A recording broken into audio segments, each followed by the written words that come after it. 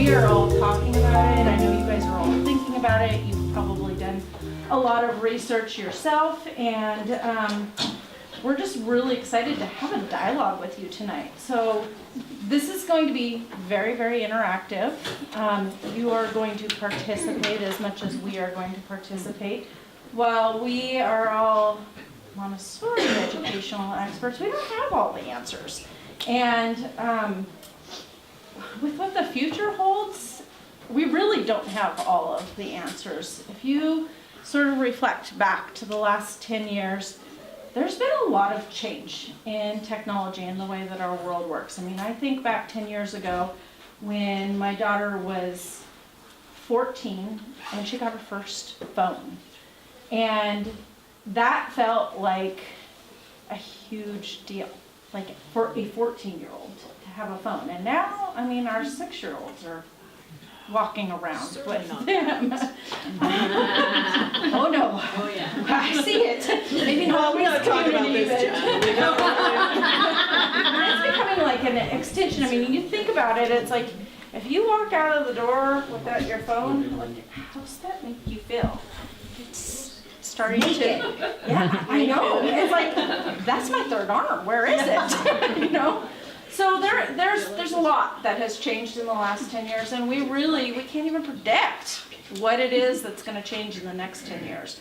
So the question really is, like, how do we prepare our kids to be ready for adulthood and to enter the real world, so to speak? So I want to do a little icebreaker with you guys this morning, or this afternoon, to kind of get it going. This is called 6 Minutes of Reflection.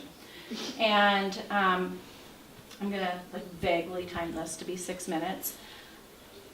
But the idea is I kind of want to get a pulse on the room, and I want to see how you guys are feeling about tonight. And it's going to be okay if there's silence, so don't feel awkward about it.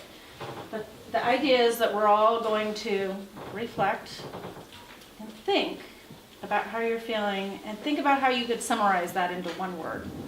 And then if you're brave and you're feeling willing to share, just pop out and say what you're thinking. And I'm hoping, everybody will feel comfortable to do that, but if you don't worry about it. And then we'll kind of get on with our evening after that. So. Is it okay if 2 people speak at once? Yeah, absolutely. There's no rules around this. No hands. We could all be silent. Yeah, don't raise your hand. Might be a little awkward, but no, just say it. That'd be a Say treasure. it. Say it. Like, 6 minutes of silence. I like that. Let's go. Let's just go. All right. That's okay. Ready, set, go. Exhausted. Frustrated. Anticipatory. Anxious. Anxious. Curious. Inspired. Potential. Hopeful. Nervous. Curious. Optimistic. Confused. Hopeful.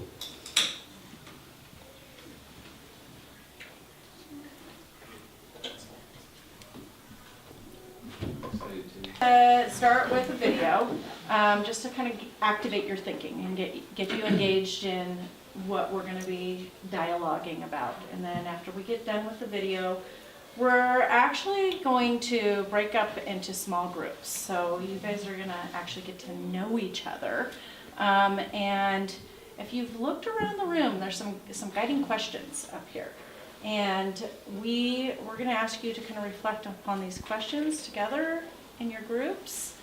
And then we'll come back and kind of talk about them. And then each of our panel experts, which we should probably do a quick introduction here. I'm Melissa. I am the Early Childhood Program Director. And many other important And things. a lot of other things. Yeah, she's the woman with too many Tonight, hats. I'm wearing the Program Director hat. Thank you for all coming up. You've been in Montessori forever though, right? Well, yeah, so I was So I was a Montessori kid, and my aunt owned her own Montessori school, so I started there. And I went into public school in kindergarten, and the way the Montessori worked at that point, I was able to do half and half. So I did half day public kindergarten and half day Montessori kindergarten, which was great. And then I would go back and help my aunt, much like our alumni do, come back and work as junior counselors. I would go whenever I had a chance to go and help in the classrooms and hang out with my aunt, and came back after my first son was born. Thanks for being willing. Yes. I'm Nicole Champeau. I'm the elementary program director, and You've been in Montessori. I've been in forever. Montessori for almost forever. My mother was a Montessori teacher. She took her training when I was 9. So my first job as a volunteer was sweeping the floors in her school. And I went to college and went away and was like, never working with kids again, except when I need money. And then when I became an adult and really realized that I really am invested in the future of the world, I knew that the only way to do that was working with children. And the only way I wanted to work with children was through Montessori, the Montessori method. So I've been here at this school the duration of my professional life. So it's like 21 years, something. Yeah. Too long to tell. Yeah. And that's the first time we've ever done this event. 11 and a half Yeah. fish.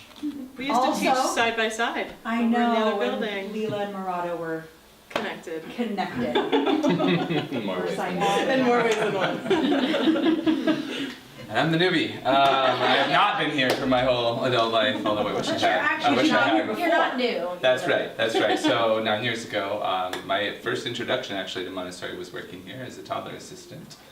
And a lot changed since then, but I decided that was where I needed to be back, and so I found my way through training and experience, and now here I am to start the middle school program and be the first teacher to get things going.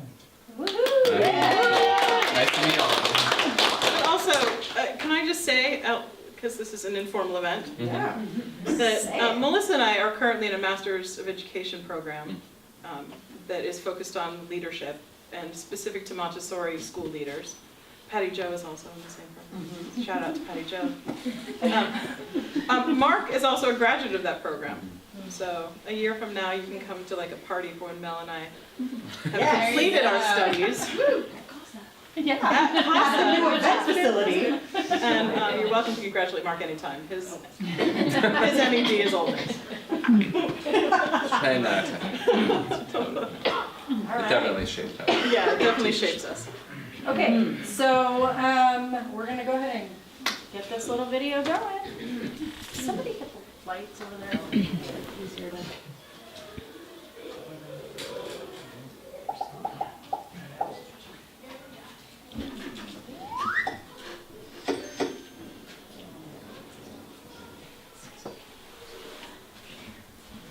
Yeah. Oh my God. Well, that's What I meant was, like almost worse than fingernails on a chalkboard. Yeah. it doesn't always sound this way, I promise. Every country on earth at the moment is reforming public education. There are two reasons for it. The first of them is economic. People are trying to work out, how do we educate our children to take their place in the economies of the 21st century? How do we do that? Given that we can't anticipate what the economy will look like at the end of next week, as the recent turmoil is demonstrating. How do we do that? The second, though, is cultural. Every country on earth is trying to figure out, how do we educate our children so they have a sense of cultural identity and so that we can pass on the cultural genes of our communities while being part of the process of globalization. How do we square that circle? The problem is they're trying to meet the future by doing what they did in the past. And on the way, they're alienating millions of kids who don't see any purpose in going to school. When we went to school, we were kept there with a story, which is if you worked hard and did well and got a college degree, you would have a job. Our kids don't believe that. And they're right not to, by the way. You're better having a degree than not, but it's not a guarantee anymore. And particularly not if the route to it marginalises most of the things that you think are important about yourself. Some people say we have to raise standards as if this is a breakthrough. You know, like, really, yes, we should. Why would you lower them? You know, I haven't come across an argument that persuades me of lowering them. But raising them, of course we should raise them. The problem is that the current system of education was designed and conceived and structured for a different age. It was conceived in the intellectual culture of the Enlightenment and in the economic circumstances of the Industrial Revolution. Before the middle of the 19th century, there were no systems of public education. Not really. I mean, you could get educated by Jesuits, you know, if you had the money. But public education, paid for from taxation, compulsory to everybody and free at the point of delivery, that was a revolutionary idea. And many people objected to it. They said it's not possible for many street kids, working class children, to benefit from public education. They're incapable of learning to read and write, and why are we spending time on this? So there's also built into it a whole series of assumptions about social structure and capacity. It was driven by an economic imperative of the time, but running right through it was an intellectual model of the mind, which was essentially the Enlightenment view of intelligence. That real intelligence consists in the capacity of a certain type of deductive reasoning and a knowledge of the classics originally, what we come to think of as academic ability. And this is deep in the gene pool of public education, that there are really two types of people, academic and non-academic, smart people and non-smart people. And the consequence of that is that many brilliant people think they're not, because they've been judged against this particular view of the mind. So we have twin pillars, economic and intellectual. And my view is that this model has caused chaos in many people's lives. It's been great for some. There have been people who have benefited wonderfully from it. But most people have not. Instead, they suffer this. This is the modern epidemic, and it's as misplaced and it's as fictitious. This is the plague of ADHD. Now, this is a map of the incidence of ADHD in America, or prescriptions for ADHD. Don't mistake me here. I don't mean to say there is no such thing as attention deficit disorder. I'm not qualified to say if there is such a thing. I know that a great majority of psychologists and paediatricians think there is such a thing. But it's still a matter of debate. What I do know for a fact is it's not an epidemic. These kids are being medicated as routinely as we had our tonsils taken out. And on the same whimsical basis, and for the same reason, medical fashion. Our children are living in the most intensely stimulating period in the history of the earth. They're being besieged with information and calls for their attention from every platform, computers, from iPhones, from advertising audience, from hundreds of television channels. And we're penalising them now for getting distracted. From what? Boring stuff. At school, for the most part. It seems to me not a coincidence totally that the incidence of ADHD has risen in parallel with the growth of standardised testing. Now, these kids are being given Ritalin and Adderall and all manner of things, often quite dangerous drugs, to get them focused and calm them down. But according to this, attention deficit disorder increases as you travel east across the country. People start losing interest in Oklahoma.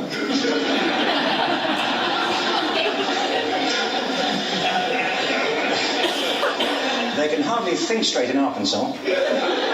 And by the time they get to Washington, they've lost it completely. And there are separate reasons for that, I believe. It's a fictitious epidemic. If you think of it, the arts, and I don't say this exclusively the arts, I think it's also true of science and of maths, but I say about the arts particularly because they are the victims of this mentality currently, particularly. The arts especially address the idea of aesthetic experience. An aesthetic experience is one in which your senses are operating at their peak, when you're present in the current moment, when you're resonating with the excitement of this thing that you're experiencing, when you are fully alive. An anesthetic is when you shut your senses off and deaden yourself to what's happening. And a lot of these drugs are that. We're getting our children through education by anaesthetizing them. And I think we should be doing the exact opposite. We shouldn't be putting them asleep. We should be waking them up to what they have inside of themselves. But the model we have is this. I believe we have a system of education that is modelled on the interests of industrialism and in the image of it. I'll give you a couple of examples. Schools are still pretty much organised on factory lines, ringing bells, separate facilities, specialised into separate subjects. We still educate children by batches. We put them through the system by age group. Why do we do that? Why is there this assumption that the most important thing kids have in common is how old they are? It's like the most important thing about them is their date of manufacture. Well, I know kids who are much better than other kids at the same age in different disciplines, or at different times of the day, or better in smaller groups than in large groups, or sometimes they want to be on their own. If you're interested in the model of learning, you don't start from this production line mentality. It's essentially about conformity, and increasingly it's about that as you look at the growth of standardised testing and standardised curricula. And it's about standardisation. I believe we've got to go in the exact opposite direction. That's what I mean about changing the paradigm. There was a great study done recently of divergent thinking. Published a couple of years ago. Divergent thinking isn't the same thing as creativity. I define creativity as the process of having original ideas that have value. Divergent thinking isn't a synonym, but it's an essential capacity for creativity. It's the ability to see lots of possible answers to a question, lots of possible ways of interpreting a question, to think what Edward de Bono would probably call laterally, to think not just in linear or convergent ways, to see multiple answers, not one. So, there are tests for this. One kind of cod example would be, people might be asked to say, how many uses can you think of for a paperclip? Quite those routine questions. Most people might come up with 10 or 15. People who are good at this might come up with 200. And they do that by saying, well, could the paperclip be 200 foot tall and be made out of foam rubber? Does it have to be a paperclip as we know it, Jim? Now, they tested this, and they gave them to 1,500 people. This is in a book called Breakpoint and Beyond.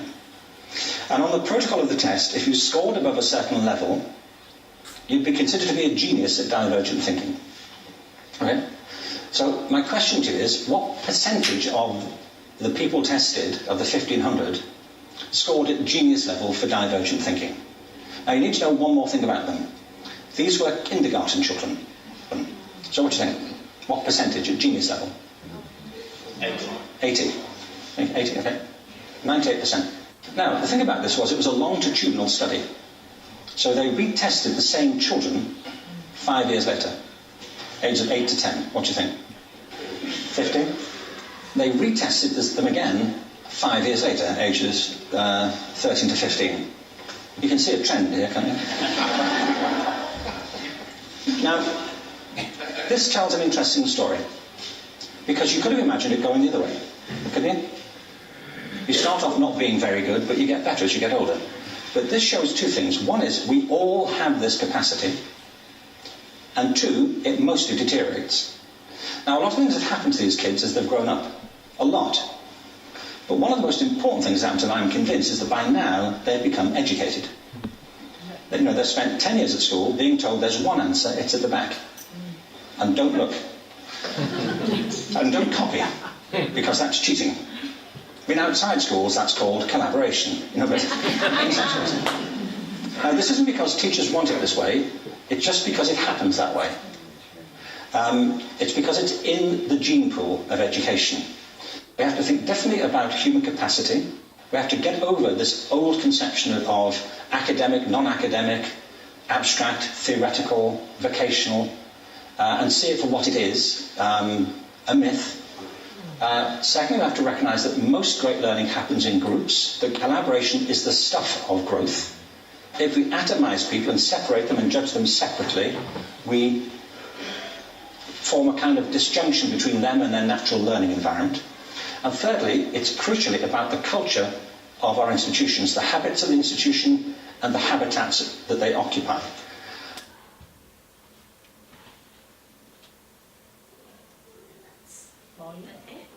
I don't know what happened. No, I think it ends there. Yeah, they're That's just it. going It's to just the a whole reader. thing. It was just a Showing His snippet. talk goes on, it's from a TED Talk.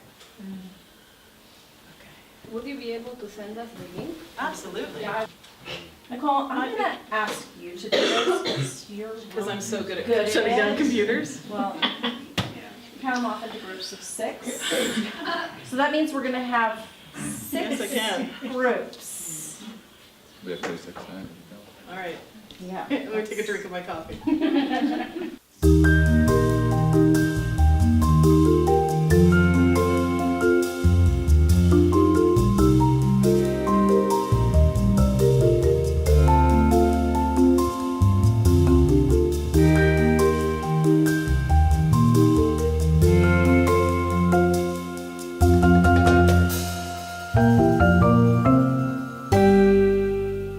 Things in the elementary level in particular is something we notice when a child transfers in to a Montessori classroom from a traditional setting.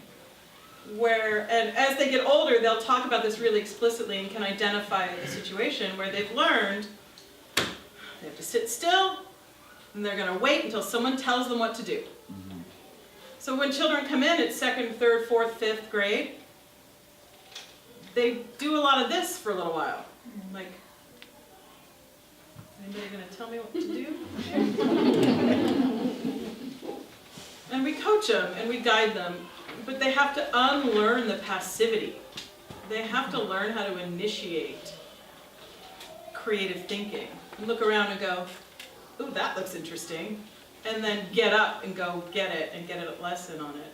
I think it's, Which is so intriguing because at the EC level, they naturally still have that wonder from, at 3 they come in and they're motivated, man. They want to touch everything. And you're right, it does, in a different model, Yeah. it is very much a different ballgame for them. And I think that gets that childhood wonder that we see so often in early childhood, I think does get lost. And, with, like they said in the video. Yeah, and I think flexibility, learning how to work with others is key. And I mean, when we're really talking about being flexible, we're talking about being flexible with other humans. I mean, yes, the demands of the workplace, but who creates those demands in the first place? Other humans. And so being willing and able to interact and work with people successfully, even when you maybe don't know them as well, or maybe your personalities don't quite mix, we can't get around that. We can't just walk away from it. And that's what we try to do with our students too, especially at the middle school level. I take it very seriously that I'm sort of the last guard before they go off to high school, because I tell my students all the time, everything changes in high school. You have a much more diverse array of teachers. Those teachers have different agendas from each other for what they expect out of their students. One person's going to ask you to write a paper in one format, another one's going to change it to a totally different one, and you have to be flexible to be able to do that. So thank you for bringing that up. I think that's definitely a core component at any level of Montessori. so that one of the things that stuck with me most was the idea that when 2 ecosystems are next to each other, like a forest meets a wetland, which is actually like literally right where we are, that's really messy and really it's so diverse and it's so messy, and the forest rules are getting broken and the wetlands rules are getting broken, but that's like the most creative, vital space in the natural world. It's those permeable boundaries among converging forces. And to me, that's the perfect metaphor for what happens among humans if we allow it to happen and allow them to get a little comfortable with the discomfort of creativity. Yeah, we're not always going to agree, and that's the interesting part. Super boring when we're all just agreeing. The meetings we have are pretty contentious sometimes because we're creating something together. We're passionate about it. Right away, and I think they are missing that. They are like, someone is talking to me and I don't know what to say, and they are getting introvert, in a defense kind of state. Sure. So I think, yes, we need to put an emphasis as well on one-on-one, personal communication, real communication. I don't know how to do it. And emotional IQ. I think it's something that they are feeling with all the computers and everything, there is a wall that they feel very safe there, and they cannot actually practice that. and see the feedback that you get from another person actually standing next to you. And then they're coming back to their peers and saying, what do you think?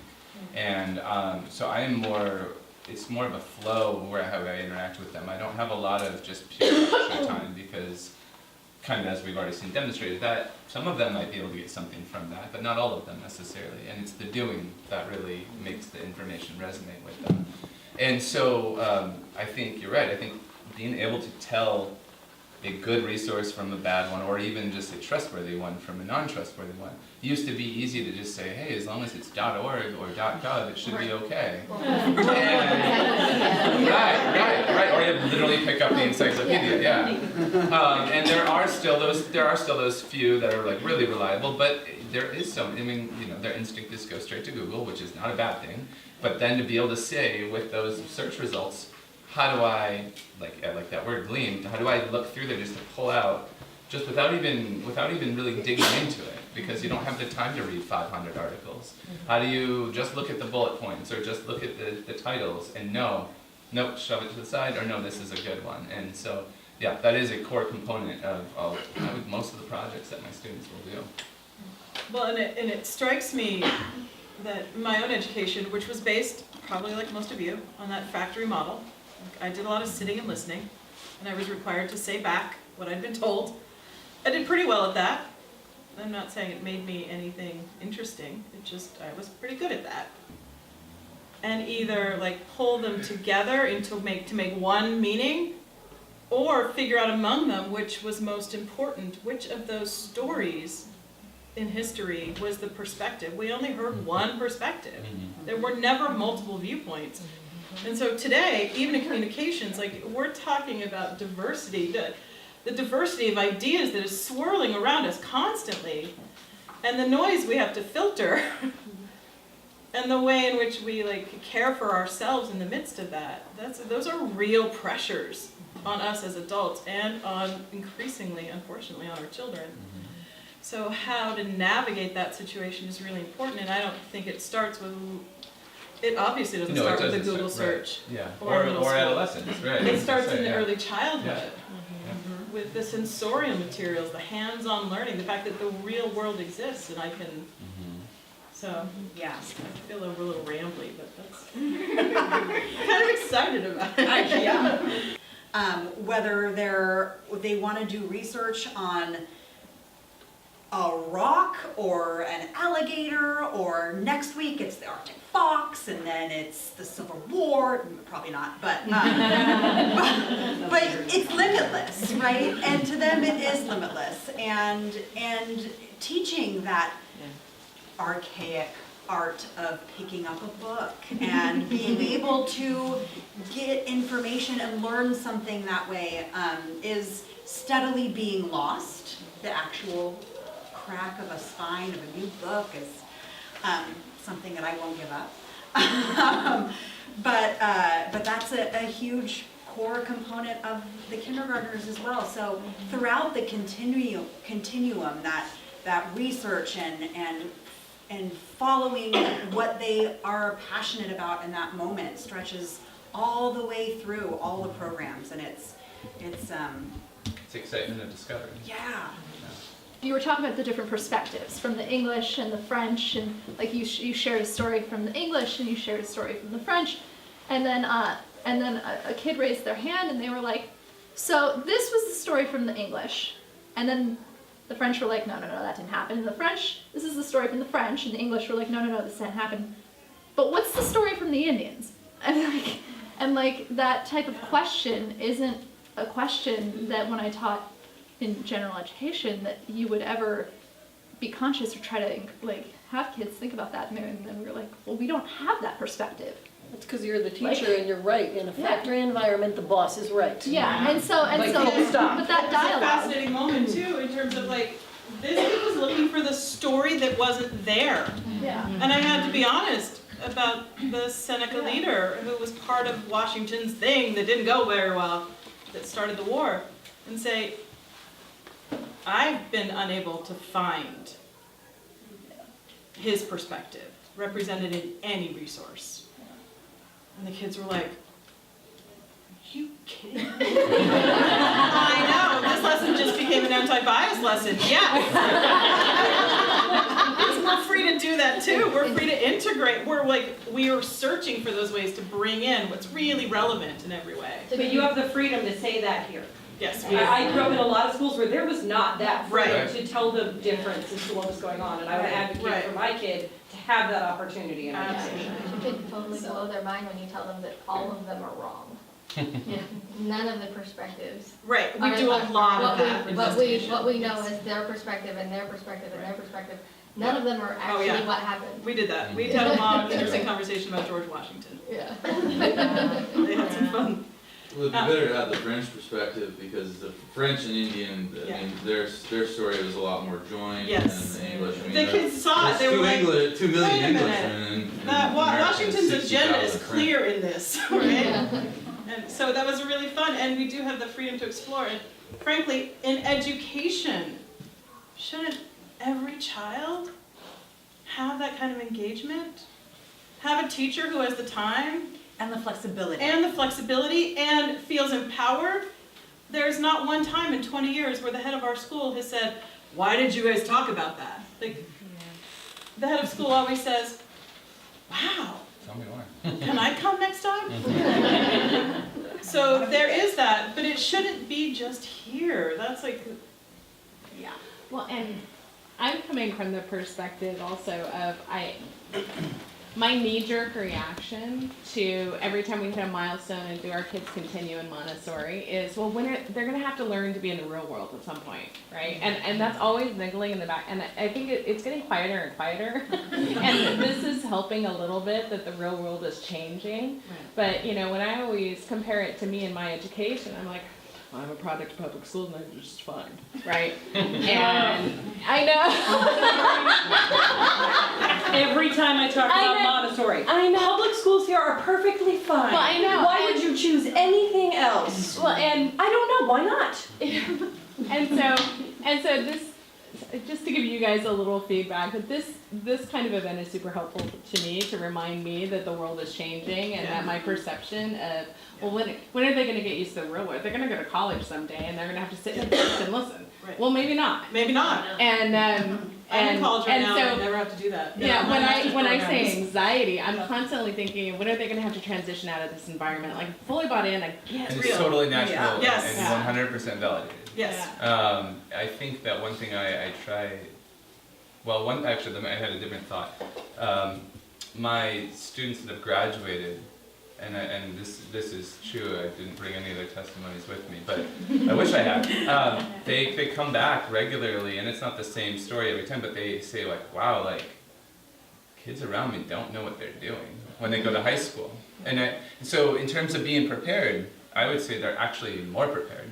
It's if anything, rethink this environment as a microcosm of how to be the most prepared.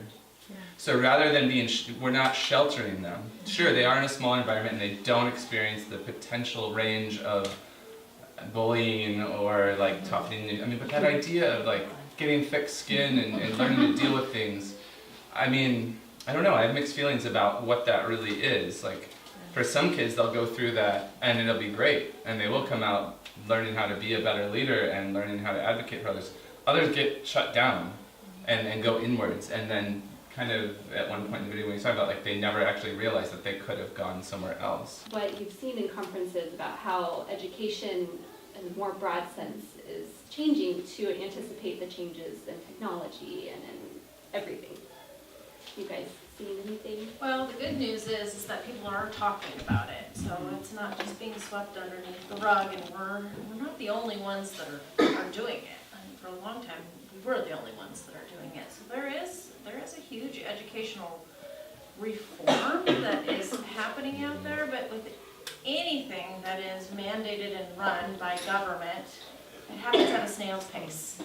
And so, is it going to impact your kids? It's very hard to say. Like, there's going to be some change, and we've seen it even within our local public school system. We have, different options now for choice schools, and those teachers and those administrators have a little bit more flexibility and a little bit more freedom to explore alternative options and methods, but they're still the Common Core. There's still requirements, there's still boxes they have to check, there's still standardized testing.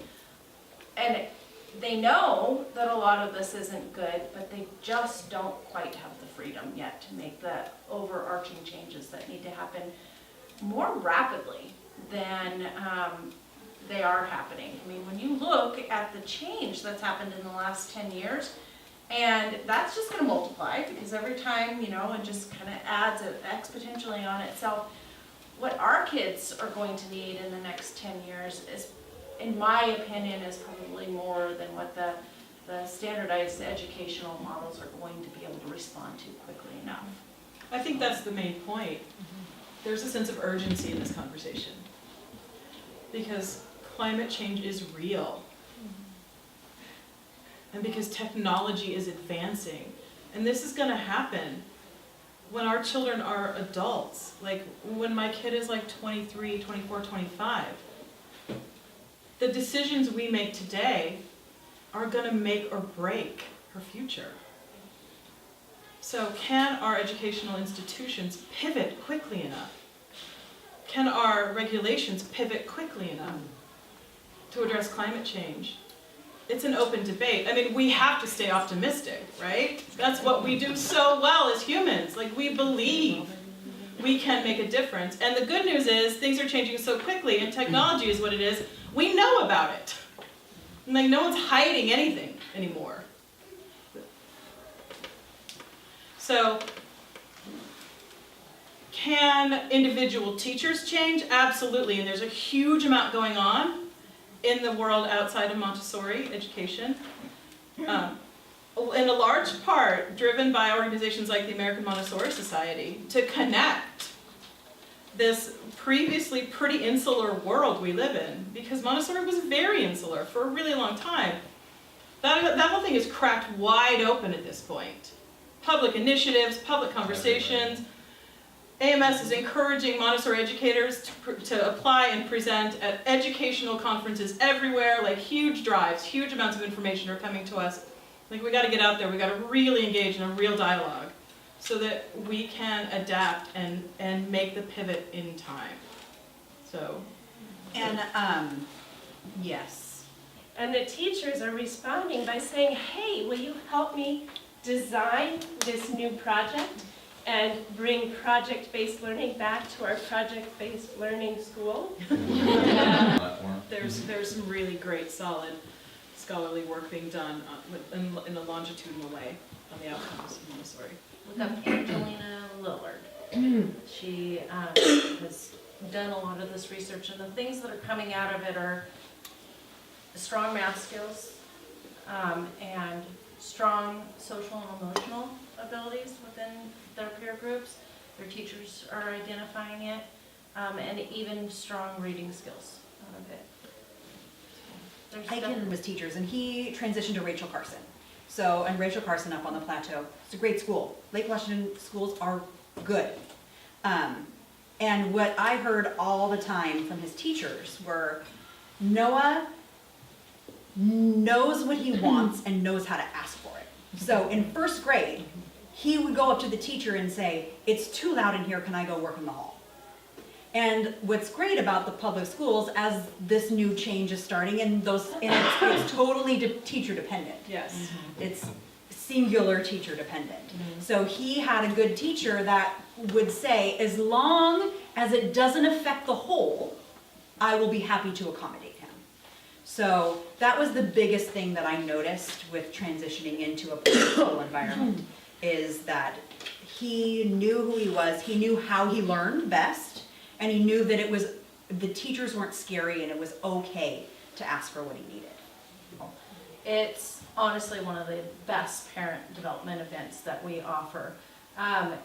We invite our alumni students back, and they are in a variety of different settings, public, other private schools.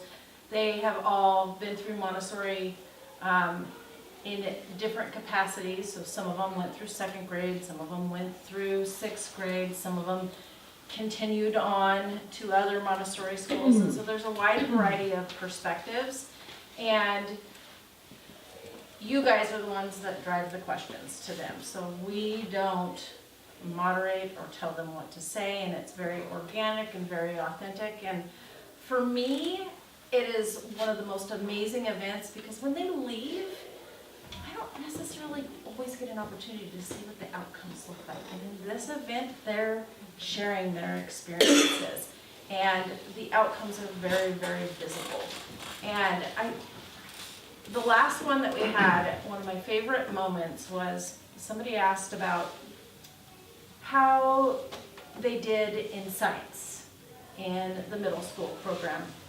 And I loved it because they all looked at each other and they're all going to different schools and they all started laughing because they could almost read each other and they had very, very similar experiences. And they're like, you know, when we first started science in our respective schools, it was terrifying. Like we thought this was going to be the scariest classes.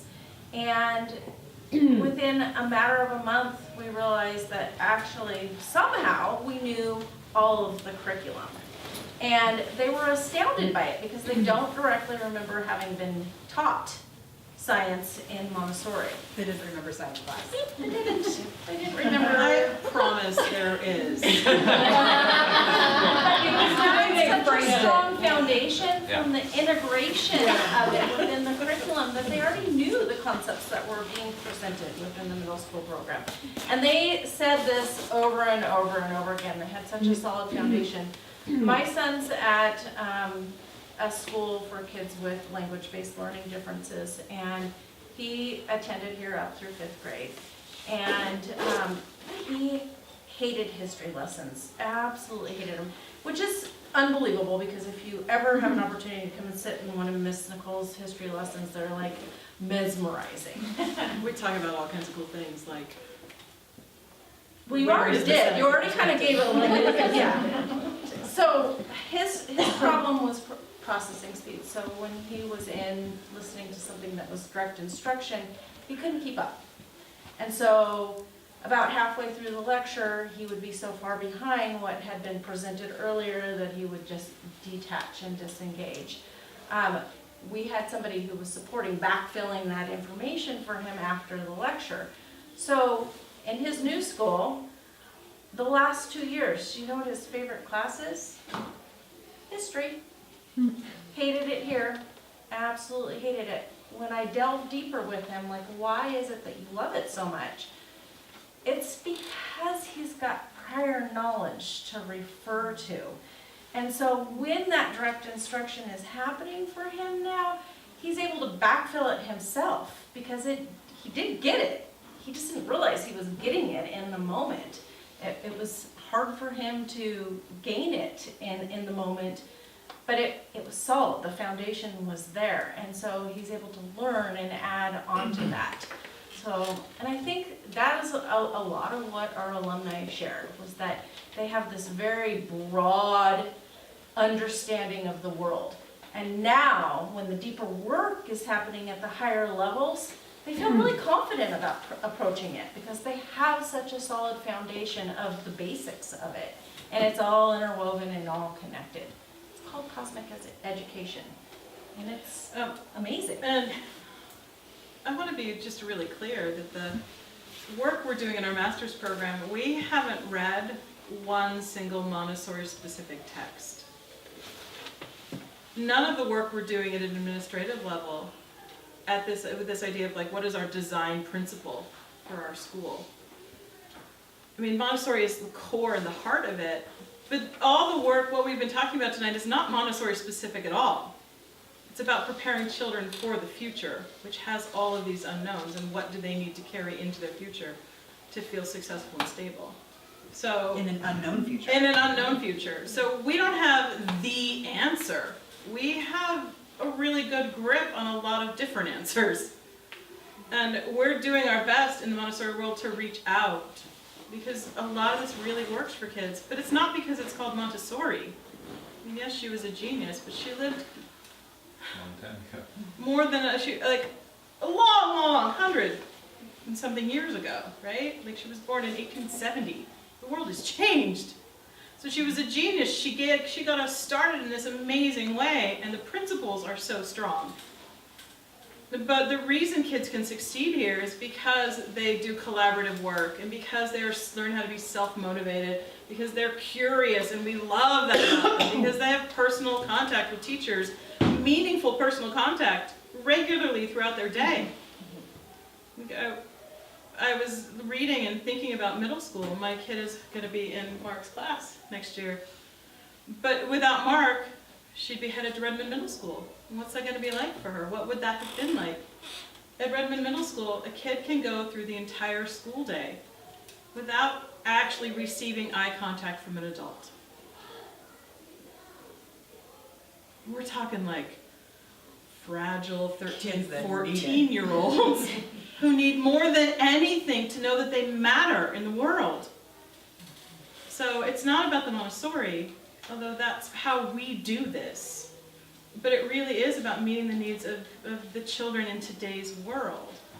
Montessori doesn't have all the answers. We're a school. We're really trying to explore this idea of like, what is there something we're missing? What are we missing? And if so, how do we make it part of what we're doing?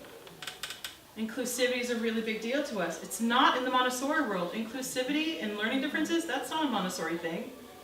That's an MCH thing. Assignments are sent out and returned through the cloud. I mean, it'll obviously be Microsoft here through OneDrive. It will be.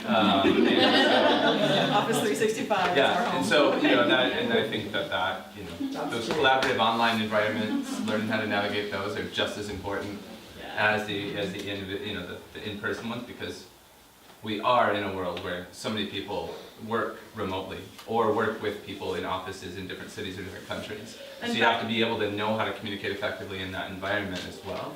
So that's definitely a key component of the And to Paola's point about emotional intelligence and how people can build relationships via technology. So I think you should keep an eye out for interesting stuff coming from us about coding. And I got an email yesterday from an alumni parent who wants to come and teach coding. She got the email for this event. She was like, "Do you want me to come?" Yes, and also coding. So, in the world of Montessori, there's going to be dialogues that are happening about, okay, so this is a 100-year-old methodology. It's way advanced, ahead of its time, but we shouldn't be so insular that we're not looking at it progressively and looking at what needs to be added to be current with today's needs. And so there's no answers to that right now, but the question should be asked. And I don't think that we as a school are afraid to ask those questions and start taking a look at what is developmentally responsive and appropriate for our kids as they move through their world in the future. Well, just like at every other level. Oh, sorry. No, I was going to say, and I think here in the Puget Sound, we have a really strong bias for we need to have a coding class, we need to have, and not everybody's going to be a coder or an engineer. Well, I was actually, that dovetails with what I was going to say, and actually we don't force anything, Yeah. ever. Right, so when I have a group of 5 or 10 or 15 middle school students, 3 of them are really passionate about trying to create an iPhone app or whatever, they'll have the chance to do that. And if I'm not the expert in that particular thing, then I will find someone, whether it's a parent or, which we do have such a wonderful plethora of people that but whatever the source might be, we go to that source and make sure that that's available to that student. On the other hand, if someone is completely interested and ready to their first screenplay and doesn't care at all about creating an app, that's okay too. And then we'll find the screenwriting software that they need to learn from and the format. So there's a lot of individual and small group based kind of, not even one-off, but individual tracks, in addition to all of the core information we know that we want them all to learn. All right, it's after 8 o'clock, and I know you all need to get home. There are a couple of articles up here, if you guys want to read a little bit more about what the rest of the world is thinking, feel free to come and grab them. And thank you so much for your time today. I really appreciate it. And if you have more questions, we are here for you.